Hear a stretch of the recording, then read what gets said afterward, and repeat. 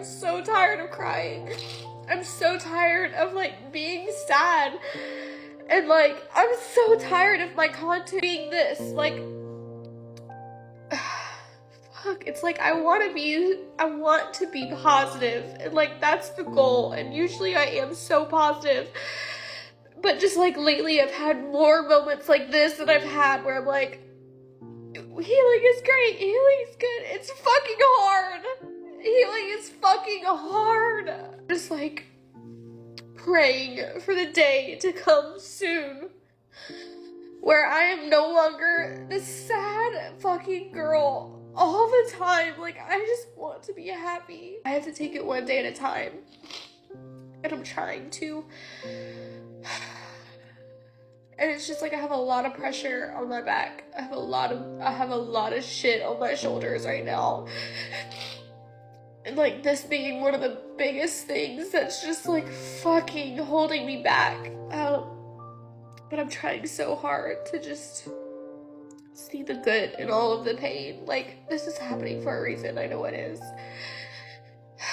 But I have to let this go in order to let in anyone else. And like the thought of having anybody else, like, honestly scares the fuck out of me. Like, this is such a horrible mindset, but like, who's gonna hurt me next is like really like where I'm at. And that's how I know I'm not healed. And that's how I know I need to keep working on myself, because why the fuck do I think like that? You're damaged goods.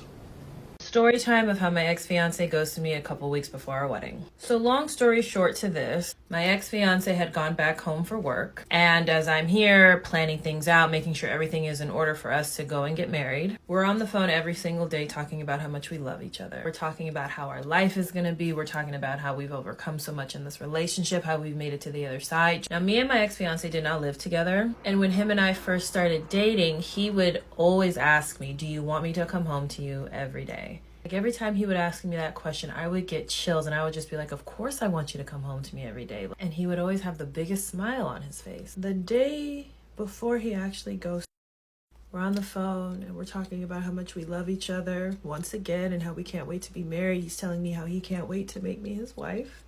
He asked me that question again. He did it more so like with longing in his eyes. I can't explain it. I look at him and I'm like, of course I can't wait to marry you. You know what I mean? Like, this is someone who I'm like, I am the luckiest girl. I have met someone that truly cherishes me. I have met someone that cares about me. He provides for me. He does what he says he's going to do. He's consistent. Sure, we've had some hiccups, what couples don't. After, I tell him how, of course, I'm excited. He has, again, the biggest smile on his face, and he looks at me. He's like, you're such an amazing woman, and I cannot wait for you to be my wife. I remember we get off the phone. He's like, okay, babe, I'm going to call you later. We'll talk. So the next day, I hadn't heard from him. The day goes by. I call him. I can't reach him, but I'm really not freaking out here. And then the next day comes, and then the day after that comes, and a week goes by. And please don't think I didn't do my due diligence in trying to reach him and call other people, because I definitely did. But after that, all of my frantic searching to no avail, and that's pretty much the story of how my ex-fiance ghosted me. He eventually escaped. These chicks always go on and on about their healing journeys. The real question is, what are they doing to heal themselves, other than talk about their problems on TikTok for the whole world to see? None of this is going to heal them.